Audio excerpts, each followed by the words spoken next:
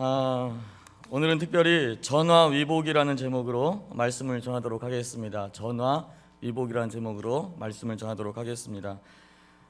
신앙생활을 하다 보면은 크고 작은 문제들을 많이 만납니다. 중요한 건 그 문제들 앞에서 우리가 어떻게 반응하느냐, 그리고 그 문제가 결국은 내 삶 가운데서 어떻게 내 삶에 영향을 미치느냐, 그게 신앙생활 속에서 되게 중요한 모습인 것 같아요. 그래서 오늘은 특별히 내가 만나는 문제가 하나님 은혜 안에서 어떻게 바뀔 수 있는지 그 부분에 대하여서, 그리고 그 문제가 바뀔 수 있다면은 그 바뀌는 그 과정 속에 내가 어떻게 해야 그 문제가 바뀔 수가 있는지 오늘은 그 부분에 대해서 살펴보고자 합니다. 특별히 우리가 묵상해 본 이 다니엘서를 바라보면 참으로 전화위복에 딱 들어맞는 그런 사건 사고가 너무나도 많이 나옵니다. 그래서 그 사건 사고 중에서 가장 중요한 부분을 하나를 캐치를 해서 오늘 우리의 귀한 성도님들과 함께 말씀을 나눠보고자 하는 것입니다. 전화위복이라고 하면은 말 그대로 화가 바뀌어서 복이 된다, 화가 바뀌어서 복이 된다라는 뜻이 있어요. 요즘은 전화위복이라는 부분에 대하여서 좀 요행적인 부분으로 많이 들어가는 경우가 많습니다. 그래서 어떤 어려움이 닥치면 나중에 운이 좋아지면 그것이 복이 될 거야, 이렇게 가지고 요행적인 부분들로 바라보는데, 근본적인 뜻을 바라보면 어떤 불행한 일이라도 끊임없이 노력하고 강인한 정신력과 불굴의 의지로 힘쓰면 불행도 행복으로 바뀌어 놓을 수 있다라는 것이 원래의 취지라고 쓰여져 있습니다. 다른 얘기로 하면 세상 사람들의 관점 속에서는 바로 전화위복이라는 부분을 어떻게 해석하느냐, 바로 내가 어떠한 어려움이 닥쳤을 때 그 어려움에 대하여서 내가 노력하고 애쓰고 힘쓰면 그것이 복으로 바뀔 수 있다라고 얘기를 한다라는 거예요. 그런데 여기서 한번 생각을 해봤으면 좋겠어요. 내가 노력을 하면 그 어려움이 정말로 복으로 바뀔 수가 있을까라는 부분입니다. 그런데 물론 어떠한 어려움이냐에 따라서 다르겠지만 가만히 바라보면 그 어려움 가운데에서 내 손을 떠난 어려움도 있더라는 것입니다. 다른 얘기로 하면 내가 아무리 노력해도 그 문제가 해결되지 않는 어려움이 있더라는 거예요. 우리가 한번 그 어려움이 어떤 부분인가 한번 다니엘서 6장에 이렇게 표시를 한번 해두시고 다니엘서 2장으로 잠깐 가보겠습니다. 다니엘서 2장 11절 말씀을 우리 한번 보기를 원해요. 다니엘서 2장 11절 말씀입니다. 다니엘서 2장 11절 말씀을 한번 읽어보겠습니다. 자, 시작. 왕께서 물으신 것은 어려운 일이라 육체와 함께 살지 아니하는 신들 외에는 왕 앞에 그것을 보일 자가 없나이다 한지라. 자, 이게 어떤 내용이냐면은 느부갓네살 왕이 통치한 지 2년째 되던 해에 말씀을 바라보니까 그때 왕이 특별한 꿈을 꾸게 됩니다. 그런데 그 꿈이 너무 범상치 않은 꿈이었어요. 그래서 이 꿈이 도대체 무슨 꿈이냐라는 것 때문에 고민을 합니다. 다행히 그 나라에는 여러 말씀을 보니까 박수, 술객, 점쟁이, 술사들이 많았다고 얘기해요. 즉 그들의 목적은 무엇이냐, 이런 꿈들, 이런 것들에 대해서 알아맞히고 그것을 해석해 주는 사람입니다. 그래서 이 왕은 바로 그들을 다 불러 모으죠. 그리고서는 내가 꾼 꿈이 어떤 꿈인지 맞춰봐라. 그리고 그걸 맞춰보고 그 꿈에 될 일에 대하여서 너희가 한번 알아보아라. 딱 그렇게 명령을 내리죠. 그런데 그 부분에 있어서 바로 이 술사들의 고백이 다니엘서 2장 11절인 것입니다. 아니, 왕이시여, 당신의 꿈을 우리에게 알려주면 우리가 그것을 이렇게 해석을 해드리겠습니다. 그런데 왕은 완고한 거예요. 아니, 너희들이 박수 아니냐, 너희들이 술사가 아니냐, 너희들의 하는 것이 무엇이냐, 왜 너희들이 내 꿈을 맞춰야지만이 너희들이 해석하는 것 또한 옳을 수 있다, 이렇게 왕은 반론을 제기하는 것입니다. 그래서 그 왕의 의지가 견고하니까 바로 다니엘 2장 11절 말씀에서 왕께서 물으신 것은 어려운 일이라 육체와 함께 살지 아니하는 신들 외에 왕 앞에 그것을 보일 자가 없다라고, 즉 우리의 힘으로는 그것을 풀 수가 없습니다라고 두 손 두 발을 다 들게 된 거죠. 자, 그렇다면은 여기에서 한 가지 우리가 캐치할 수 있는 건 내가 아무리 노력해도 안 되는 게 있다라는 거예요. 안 되는 게 있습니다. 그런데 중요한 건 이 말 때문에 왕이 진노를 하게 됩니다. 그리고 다니엘과 세 친구 또한 다 죽이려고 하는 위험에 처하게 되죠. 이 말씀을 쭉 읽다 보면 다니엘과 세 친구가 죽음 앞에 놓이게 되는데 다니엘이 시간을 달라라고 얘기하고 그 시간을 주었더니 하나님이 다니엘에게 그 꿈을 알려줍니다. 그리고 다니엘이 그 꿈을 해석해요. 해석한 후에 어떤 일이 벌어집니까? 2장 48절 말씀을 바라보면 다니엘을 높여서 귀한 선물을 많이 주고 그를 세워 바벨론 왕 온 지방을 다스리게 하며 또 바벨론 모든 지혜자의 어른을 삼았다. 무슨 얘기입니까? 바로 그 모든 위험들이 다니엘을 통하여서 다 풀어질 뿐만 아니라 다니엘은 바로 그 모든 죽을 수밖에 없는 환경과 상황에서 오히려 하나님의 능력으로 말미암아 바로 그것이 그 화가 복으로 바뀌게 되더라는 것입니다. 사랑하는 성도님들, 이 과정들이요, 이 다니엘 말씀을 묵상하면 계속 이 말씀들이 나오고 있어요. 이 말씀을 통하여서 우리가 오늘 정말로 캐치하기를 원하는 건 무엇이냐? 바로 전화위복이라는 것은 세상 사람들이 말하는 것처럼 노력하면은 그 화도 바뀌어 복이 될 수 있다, 노력하면 된다, 그것이 전화위복이 아니라 오늘 이 시간에 오늘 말씀을 통하여서 볼 수 있는 것처럼 전화위복이라는 것은 하나님께서 바로 우리 이 땅에 살고 있는 예수 그리스도를 믿는 우리들을 향하여서 하나님이 우리에게 주신 놀라운 축복임을 믿습니다. 사랑하는 성도님들, 그렇기 때문에 전화위복이라는 것은 세상 사람들을 위한 복이 아니라 바로 예수 그리스도를 믿는 우리들을 향한 하나님의 축복임을 믿으십시오. 우리가 이 땅 가운데에서 어떤 어려움도 만나고 아픔도 만나고 힘든 일을 많이 만나겠지만 하나님의 능력은 바로 그것을 바꿀 수 있는 능력이 있으시다라는 것입니다. 오히려 그 어려움이 크면 클수록 그 어려움이 바뀜으로 인하여 하나님은 더 하나님됨을 우리에게 나타내 보여주십니다. 우리가 잊지 말아야 될 것은 어떻게 그것을 바꿀 수 있느냐라는 거예요. 그래서 우리가 오늘 말씀 가운데에서 그 비결, 어쩜 그 이유를 찾아보기를 원하는 것입니다. 다시 본문으로 돌아오게 되면은 5장 31절 말씀을 바라보니까 나라의 통치자가 바뀌고 나라가 바뀌었습니다. 31절 말씀을 다 같이 한번 읽어보겠습니다. 시작. 메대 사람 다리오가 나라를 얻었는데 그때 다리오는 62세였더라. 즉 메대 사람 다리오가 나라를 얻게 됩니다. 그런데 놀라운 것은 나라가 바뀌고 통치자가 바뀌었는데 그 이전에 그 밑에 있던 사람이 계속 역임을 하고 있다라는 거예요. 이 형통의 복을 다니엘이 누리고 있다라는 것입니다.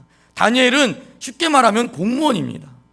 공무원인데 나라가 바뀌었음에도 불구하고 오히려 더 큰 중용을 받는 것을 우리가 보게 됩니다. 먼저 다리오라는 사람을 한번 살펴보기를 원합니다. 다리오는 어떤 인물입니까? 우리가 6장 1절 2절 말씀을 바라보니까 다리오가 왕위에 오르자 자기의 뜻대로 고관 120명을 세웠다라고 선포하고 있습니다. 그리고 그 120명을 위에 또한 그들을 통치할 수 있게 총리 몇 명? 3명을 두었다고 얘기하고 있어요. 그리고 그 중에 한 명이 누구입니까? 다니엘이에요. 다니엘. 총리가 해야 될 목적이 있습니다.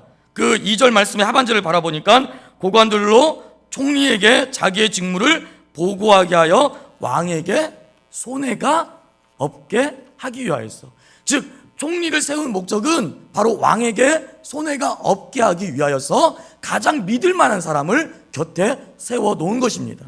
그런데요, 그 중에 한 명이 다니엘이었는데 말씀을 읽다 보면은 다니엘이 그 중에서 최고 으뜸이었음을 보게 됩니다.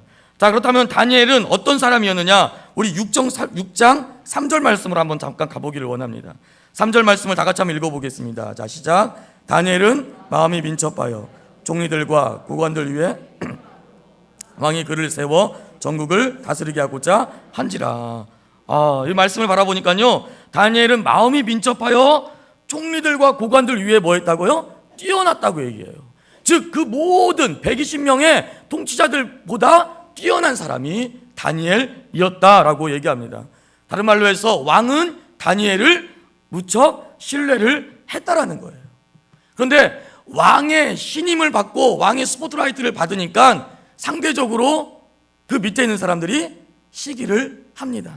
그래서 6장 4절에서 5절 말씀을 바라보면 총리들과 고관들의 시기하는 내용이 나와져 있습니다. 그런데요, 놀라운 것은 그 시기가 바뀌어서 이 다니엘을 해하고자 하는 마음으로 바뀌게 되더라는 거예요. 자, 그런데 그 바뀐 내용이 무엇이냐? 우리 6장 4절, 5절 바라보니까 이 사람들이 그 사람을 시기하였는데 국사에 대하여 다니엘을 고발할 근거를 찾고자 하였으나 도무지 찾을 방법이 없었다라고 얘기합니다. 왜요? 다니엘은 충성된 사람이었다. 그리고 허물이 전혀 없었다라고 얘기하고 있어요. 한 가지 허물을 찾았는데 그 허물이 5절 말씀을 바라보니까 그 하나님의 율법에서 근거를 찾지 못하면 그를 고발할 수 없다. 바로 여기에서 바로 이제 고관들이 그 율법에서 고발할 것을 찾기를 시작합니다. 그래서 계략을 내는데 6절, 9절 말씀을 바라보면 계략이 나옵니다. 첫 번째로 그 계략의 첫 번째는 온 나라에 한 법을 세우고 한 금령을 정할 것을 왕에게 구합니다. 그 법과 금령이 무엇입니까? 이제부터 30일 동안 누구든지 왕 외에 어떤 신에게나 사람에게 무엇을 구하면 사자굴에 던져넣기로 한 것이니이다. 30일 동안 왕 외에 그 어떠한 신에게 사람에게 무엇을 구하면 사자굴에 던져넣기로 바로 법을 세웁니다. 그리고 그것을 변개치 못하도록 왕의 조서에 도장을 찍습니다. 바로 그것이 9절까지의 말씀이에요. 자, 이 부분까지는 왜 이런 계략이 나오고 이 계략의 목적이 무엇이었는지, 누구를 위한 것이었는지를 우리에게 자세하게 설명을 해주고 있습니다. 그런데 이 계략의 가장 중심되는 인물인 다니엘이 이것에 대하여서 어떻게 반응을 했느냐, 오늘 포커스는 우리 모두가 여기에 맞춰가기를 원하는 것입니다. 우리 다 같이 6장 10절 말씀을 읽어보기를 원합니다. 6장 10절 말씀 읽어봅니다. 시작. 다니엘이 이 조서에 왕의 도장이 찍힌 것을 알고도 자기 집에 돌아가서는 윗방에 올라가 예루살렘으로 향한 창문을 열고 전에 하던 대로 하루 3번씩 무릎을 꿇고 기도하며 그의 하나님께 감사하였더라. 놀랍게도 다른 다니엘 1장에서도 다니엘은 뜻을 정했다라고 하면서 어떠한 왕의 진미로 자신을 더럽히지 않으려 하는 그런 모습이 나오고, 2장에 가서도 큰 위험을 만나게 되는데 그 위험을 이겼던 부분들이 나오고, 3장에 가서도 다니엘의 세 친구들이 어떻게 불뭇불에 들어갔음에도 불구하고 그 불뭇불에서 놀라운 이적과 기적을 보게 되는 것을 우리가 봅니다. 그런데 중요한 거는요, 그런 내용들이 나오는데 유독 이 6장에 와서 다니엘의 기도하는 모습이 우리에게 나와 있다라는 거예요.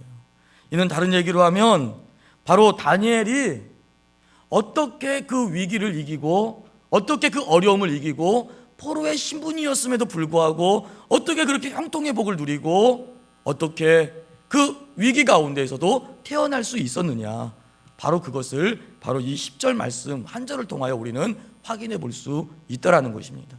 이는 다른 얘기로 하면 이 10절 말씀은 바로 우리가 이 땅을 살아가면서 하나님 앞에서 어떠한 문제를 만나더라도 그 문제가 복으로 바뀔 수 있는 바로 가장 중요한 원인이 되는 것을 우리 교회 성도님들이 믿기를 부탁드립니다. 그런데 여기에서 우리가 한번 살펴보기를 원해요. 가장 먼저 다니엘이 윗절을 바라보니까 이 조서에 왕의 도장이 찍힌 것을 알고도라고 얘기하고 있어요. 즉 다니엘은 이 모든 것이 어떠한 계력인지를 알았다라는 것입니다. 그리고 그것이 무엇을 의미하는 것이고 내가 만약에 어떻게 행동하느냐에 따라서 내가 사자굴에 들어가느냐 안 들어가느냐 또한 알 수 있다라는 거예요. 다니엘은 알고 있다라는 것입니다. 그런데 이 모든 것을 알고도 그 다음 절을 바라보니까 자기 집에 돌아가서는 윗방에 올라가라고 표현하고 있습니다. 윗방에 올라가서라는 것은 다른 얘기로 하면은 다니엘에게는 정해진 기도 장소가 있었다라는 것입니다. 다니엘은 국사가 많았음에도 불구하고 그 바쁜 와중에서도 바로 정해진 기도 저서를 찾아갔다라는 거예요. 우리는 그 부분을 예수님 때에서도 발견하게 됩니다. 예수님도 습관을 따라서 기도하러 가던 곳이 있었어요. 새벽 오히려 미명에 한적한 곳을 가서 기도하셨다라는 것입니다. 다니엘의 성공 이면에 그리고 예수님의 다 이루었다라는 성취 이면을 바라보면 공통적인 요소가 있는데 바로 그것은 기도의 자리가 있었다라는 것이죠. 세 번째로 바라보게 되면은 예루살렘으로 향한 창문을 열고라고 표현하고 있어요. 예루살렘으로 향한 창문이다. 이런 다른 얘기로 하면은 성전을 향해 기도했다라는 것입니다. 바로 성전을 바라보는 모습, 성전을 향하는 모습, 성전을 사모하는 모습, 바로 다니엘의 모습이었다라는 거예요. 왜일까요? 솔로몬의 기도에서도 우리가 알 수 있는 것처럼, 성전 봉헌식에서도 알 수 있는 것처럼 주의 사람들이 이 성전을 향하여 두 팔 벌려 기도할 때 하늘에 계신 하나님, 우리의 기도를 들어 응답하여 주시옵소서. 사랑하는 성도님들, 성전에서 기도하는 은혜가 있기를 간절히 축복합니다. 성전을 사모하는 은혜가 있기를 간절히 축복합니다. 성전은 하나님의 임재의 장소요, 하나님의 복의 출발의 장소임을 믿습니다. 그리고 바라보게 되면은 전에 하던 대로 하는 거예요. 전에 하던 대로. 이 부분은 우리가 정말 놓쳐서는 안 되는 부분입니다. 무엇입니까? 습관적으로 지속적으로 기도 생활을 해 왔다라는 것입니다. 다니엘이 어쩜 많은 위험을 만나고 많은 아픔을 만난다 할지라도 그 아픔과 위험을 담대하게 이겨나갈 수 있었던 것은 바로 전에 하던 대로 하던 이 기도 생활 때문임을 믿습니다. 기도는 미리 막는 거라고 얘기를 해요. 기도는 어떠한 문제가 오기 전에 그 문제를 미리 막아주는 것이 기도라고 얘기합니다. 다른 얘기로 하면은 우리가 병에 걸리지 않기 위해서 예방주사를 맞듯이 우리가 예방주사를 맞으면 그 예방주사를 통하여서 몸에 항체가 생겨서 그 병원군이 들어오면 그것을 넉넉히 이길 수 있듯이 기도는 우리가 어떠한 문제를 만날 때 그 문제를 넉넉히 이길 수 있는 능력이 될 줄로 믿습니다. 바로 이 기도의 습관을 바로 다니엘은 우리에게 보여주고 있습니다. 그리고 하루 3번씩 무릎을 꿇고 기도했다. 이것은 무엇입니까? 기도의 시간인 거예요. 다니엘은 정해진 장소, 정해진 시간에서 기도를 시작했다라는 것입니다. 그리고 가장 중요한 것, 그의 하나님께 감사하였다라는 것입니다. 뭘까요? 기도의 내용입니다. 사랑하는 성도님들, 저는 이 말씀을 묵상하면서 솔직히 감사라는 부분에서 많이 걸렸어요. 우리는 정해진 장소, 정해진 시간, 습관을 쫓아 기도할 수 있습니다. 그러나 중요한 건 그 기도의 감사가 어떠한 차원의 감사를 하나님께 올리고 있느냐라는 거예요. 세상 사람들도 내게 좋은 일이 생기면, 내가 생각하지 못했던 좋은 일이 생기면 그 부분에 대해서 감사할 수 있습니다. 그런데 다니엘의 감사는 차원이 다른 감사였습니다. 다니엘은 바로 자신이 무릎 꿇고 기도하는 그 순간을 그 자신의 대적들이 지켜보고 있는 것을 알아요. 왜요? 그 법령이 왜 만들어졌는가? 그것은 다니엘을 시해하기 위해서 만들어졌다는 것을 알아요. 그런데 그걸 알고 있음에도 불구하고, 그리고 내가 지금 무릎을 꿇으면 나는 당장 그들의 고발 타겟이 되어서 사자굴에 들어갈 것을 알았음에도 불구하고 다니엘은 감사의 기도를 올렸다라는 것입니다. 이미 이루어진 것이 아니고 내게 응답이라는 사건으로 다가온 것도 아니고 일상적인 평상적인 모습 속에서 다니엘은 하나님 앞에 온전히 이전에 하던 대로 감사하였다라는 거예요. 사랑하는 성도님들, 내가 기도의 생활 가운데에서 내가 작정 기도를 하고 있는데 그 작정 기도가 맞춰감에도 불구하고 그 내 소원이 응답되지 않는 것처럼 느껴질 때 우리에게 쉽게 찾아오는 것은 무엇입니까? 낙심입니다. 하나님이 왜 내 기도를 들어주지 않는 것인가? 내 기도가 잘못된 것인가? 아니면 내가 정성이 부족한 것인가? 우리는 가진 생각을 하면서 하나님이 날 덜 사랑하시는 것이 아닌가? 우리는 낙심의 자리로 갈 때가 많아요. 그게 우리의 본 모습입니다. 그런데 다니엘은 그런 낙심되는 상황이 벌어졌을 때도 불구하고 하나님 앞에 먼저 감사함으로 나아갔다라는 거예요. 사랑하는 성도님들, 우리도 정말로 기도할 때 우리의 기도의 끝은 감사로 맺어지는 은혜가 있기를 간절히 축복합니다. 믿음은 바라는 것들의 실상이라고 얘기해요. 지금 내 눈에 보이지 않지만 하나님께서 그 모습 속에서 나를 당신의 가장 선한 부분으로 인도해 줄 것을 믿고 그대로 나아가는 것, 그것이 감사임을 믿습니다. 우리에게는요, 좋은 것을 요구할 수가 있어요. 우리 눈에는 좋은 것이 보일 수 있지만 하나님은, 이 천지만물을 창조하신 하나님은, 우리의 인생의 안고섬을 보신 하나님은, 우리의 머리털까지도 세심받으신 하나님은 우리 인생의 최고의 것을 허락해 주심을 믿으십시오. 바로 하나님 앞에 하나님을 끝까지 신뢰하는 그 마음, 바로 그것이 전화위복의 가장 큰 비결임을 믿습니다. 다니엘은 어떠한 위기가 찾아왔다 할지라도 바로 그 위기 앞에서 전에 하던 대로 기도의 자리로 나아가는 모습을 바라보면서 전혀 불안해하거나 전혀 떨지 않는 모습을 보게 됩니다. 우리는 이 모습을 또 어디에서 볼 수가 있을까요?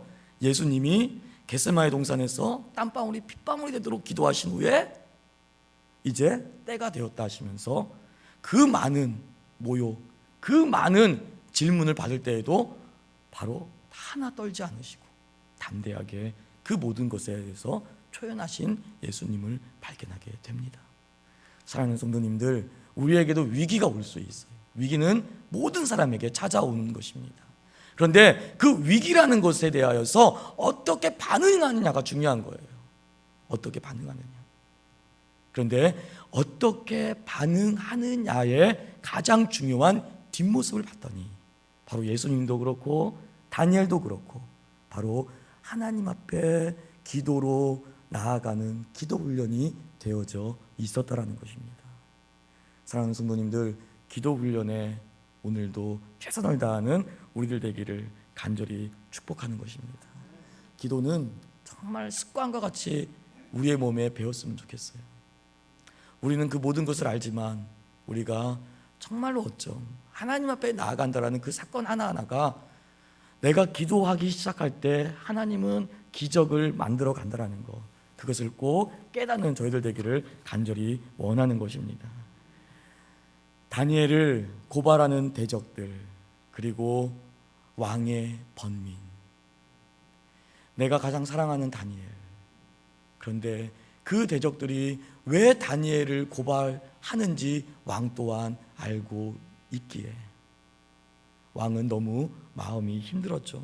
6장 14절 말씀 표현하고 있습니다. 우리 6장 14절 말씀 다 같이 한번 읽어보겠습니다. 시작. 왕이 이 말을 듣고 그로 말미암아 심히 근심하여 다니엘을 구원하려고 마음을 쓰며 그를 건져내려고 힘을 다하다가 해가 질 때에 이르렀더라. 사랑하는 성도님들, 성경 말씀에 변치 않은 언약의 말씀이 하나가 있습니다. 그건 뭐냐? 너희가 나를 높이면 내가 너희를 높이겠다라는 거예요. 우리는 이 땅을 살면서 세상의 많은 주권자들, 권세자들, 그리고 많은 내 위에 있는 통치자들을 만납니다. 그러나 중요한 건 그들 앞에서 하나님을 높이십시오. 다니엘의 경우도 그렇고요. 모든 높임을 받는 사람들의 공통점이 있다면 바로 어떠한 환경과 상황 속에서도 하나님을 높이더라는 거예요. 신기한 건 나는 하나님을 높였는데 하나님께서는 그 모든 사람들 앞에서 다니엘을 보십시오. 포로로 끌려갔음에도 불구하고, 포로임에도 불구하고 가장 사랑받는 바로 그 왕의 신하의 모습을 보여주고 있지 않습니까? 이 사람을 잃지 않으려고 얼마나 왕이 번민하고 고민하는 모습을 우리에게 보여주고 있지 않습니까? 사랑하는 성도님들, 다시 한번 축복합니다. 세상 사람들 앞에서, 세상 앞에서 하나님을 높이십시오. 하나님께서 우리에게 한 성도님들을 높여주실 줄로 믿습니다. 세상을 바라보지 마시고 도울 힘이 없는 인생을 바라보지 마시고 오직 하나님을 바라보십시오. 하나님을 바라볼 때 하나님께서 나를 저 높은 곳으로 다니게 하실 줄로 믿습니다. 대적들의 참소가 이어져요. 6장 15절 말씀을 바라보면 왕이여, 왕께서 세우신 금령과 법도인데 고치지 못하는 거 아닙니까?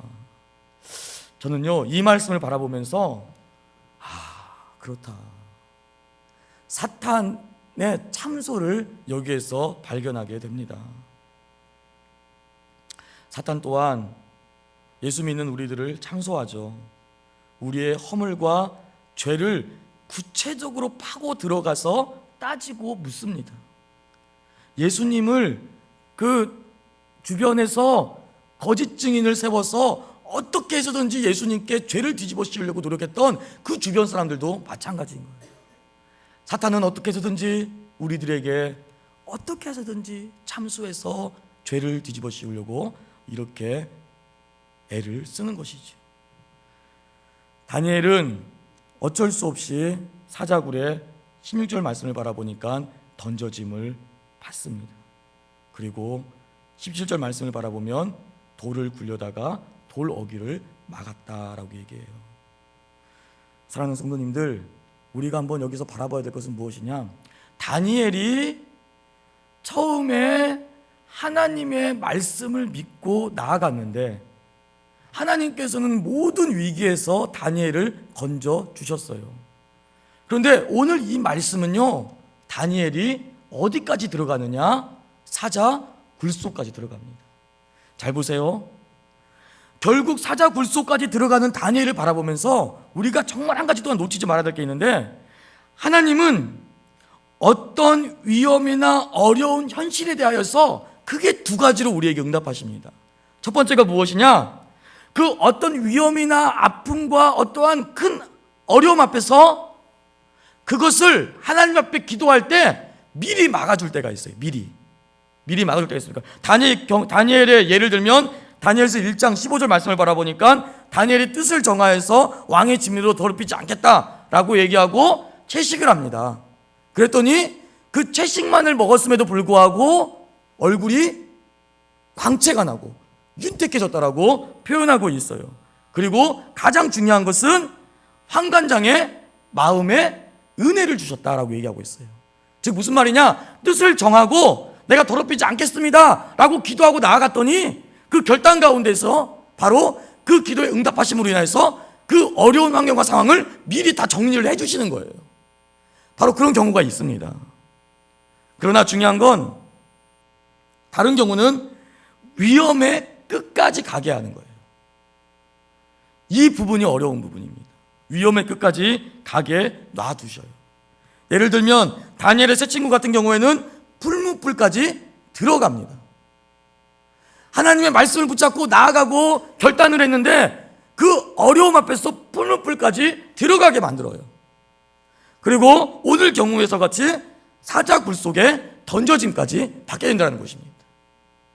다른 얘기로 하면 우리가 어떠한 위험 앞에서, 어떠한 어려움 앞에서 내가 해결할 수 없는 큰 문제를 만났을 때 그 문제를 놓고 열심히 기도했는데 그 문제가 풀어지는 경우, 해결되는 경우도 있지만 오히려 그 문제가 해결되지 않는 경우도 있다는 거예요. 해결되지 않고 그 문제가 더 내게 닥쳐오는 경우가 있다는 것입니다. 그 문제 안에 내가 들어갈 수밖에 없는 상황이 될 수밖에 없는 경우가 있다는 거예요. 그 문제 앞에서 허덕일 수밖에 없는 그런 경우까지 들어갈 수밖에 없는 그런 상황까지 하나님은 몰고 갈 수도 있다라는 것입니다. 그런데 중요한 건 바로 미리 그걸 막아주는 것이 중요하냐, 아니면 그 상황에 들어가게 하는 것이 중요하냐, 이것이 중요한 게 아니라 가장 중요한 것은 바로 다니엘의 어떻게 처신했느냐, 바로 그것이 이 답의 포인트인 것입니다. 환경의 끝까지 들어간 다니엘, 사자 굴 속까지 들어간 다니엘이지만 하나님께서는 그 굴 속에서 놀라운 역사를 벌려놓습니다. 우리 21절, 22절 말씀을 다 같이 한번 보기를 원합니다. 21절, 22절 말씀입니다. 다 같이 읽습니다. 시작. 다니엘이 왕에게 이르되 왕이여 원하건대 왕은 문사가 만수무강하옵소서. 나의 하나님이 이미 그의 전사를 보내어 사자들의 입을 봉하셨으므로 사자들이 나를 상의하지 못하였사오니 이는 나의 무죄함이 그 앞에 명백함이며 또 왕이여 나는 왕에게도 해를 끼치지 아니하나이다 하니라. 사랑하는 성도님들, 이 말씀에서 잘 보세요. 미리 막아주는 경우도 있지만 그 환경 속에 들어가는 경우도 있어요. 그런데 그 들어가는 경우에는 어떤 일이 벌어지느냐, 이 다니엘의 고백과 같이 나의 하나님이 이미 그의 천사를 보내셨다라는 것입니다. 무슨 의미입니까? 내가 그 환경에 들어가면, 하나님께서 내가 그 환경에 들어가게 했다면은 하나님은 이미 그 환경 속에서 내게 응답할 준비를 하고 있다라는 거예요. 사랑하는 성도님들, 이게 축복이요, 은혜인 것입니다. 즉 하나님은 내가 어려움 속에 있을 때에 그 어려움 속에 나 홀로 두시는 것이 아니라 이미 그 어려움 가운데에 하나님이 함께 하고 있다는 것입니다. 이미 그 상황 속에 들어가신 하나님을 우리에게 말씀해 주고 있는 거예요. 그래서 사자의 입을 미리 봉해 놓으셨다는 것입니다. 결국 사자들이 나를 상해하지 못하게 만들었다. 사랑하는 성도님들, 하나님은 이미 그 위험의 환경에 미리 가 계셔서 내게 이적을 베풀 준비를 하고 있음을 믿으십시오. 즉 우리가 어떻게 그 환경을 바라보느냐가 중요한 거예요. 대개 내 기도가 하나님 이 상황이 내게 다가오지 않게 막아주십시오 라고 얘기하는데 이 상황이 내게 다가오면 다가올수록 우리의 마음 가운데는 어떤 마음이 오느냐, 불안해하고 떨려하고 하나님에 대한 신뢰가 흔들리기 시작한다는 거예요. 중요한 건 이 흔들리는 신뢰가 흔들리지 않게 하기 위하여서 내가 할 수 있는 것이 무엇이냐, 다니엘을 바라봤더니 다니엘은 사자굴 속에서도 이미 그의 마음은 평온함을 유지하고 있었습니다. 왜 그런 것일까요? 다시 한번 돌아오게 되면은 바로 습관적인 기도 생활 때문에 그런 거예요. 사랑하는 성도님들, 기도는 하나님을 행동하게 만드는 요소입니다. 기도는 내가 하나님 앞에 기도함으로 인하여서 하나님은 내 기도 가운데서 응답할 준비를 이미 하고 계시는 것입니다. 사랑하는 성도님들, 오늘도 정말 우리가 위험이나 어려움을 미리 방지케 하는 이 기도의 습관, 오늘도 다니엘의 경우에서 우리가 바라보는 은혜가 있기를 간절히 축복하는 것입니다. 다니엘은 하나님의 전화위복의 놀라운 능력을 받게 됩니다. 말씀을 맺습니다. 전화위복이라는 것은 광야 같은 이 시대를 살고 있는 우리 성도들을 향한 하나님의 하나님 되심을 드러내는 성도들을 향한 하나님의 축복인 것입니다. 어떤 문제나 상황 속에서도 하나님을 끝까지 신뢰하고 평소 기도로 무장되어 어떤 상황 속에서도 승리하는 우리에게 귀한 성도들 되기를 간절히 축복하는 것입니다. 기도하겠습니다. 전능하신 아버지 하나님, 우리에게 기도의 능력을 허락하여 주시옵소서. 기도의 습관을 허락하여 주시옵소서. 하나님께서는 우리에게 전화위복이라는 축복을 주셨습니다. 어떠한 어려움도 어떠한 큰 문제도 하나님 앞에서는 아무것도 아니라는 것을 다시 한번 깨닫게 해주시고, 우리가 평소 주님 앞에 드리는 이 기도가 어떠한 문제도 문제되지 않게 만들어가는 놀라운 능력이 있음을 다시 한번 깨닫게 하여 주시옵소서. 아버지 하나님, 오늘도 저희들이 기도하며 나아가기를 원합니다. 우리의 기도를 도와주시고, 아버지 하나님, 우리가 일평생을 살아가며 정말 다니엘과 같이, 예수님과 같이 정말 온전히 기도의 자리를 지키는 하나님의 기도의 사람이 될 수 있도록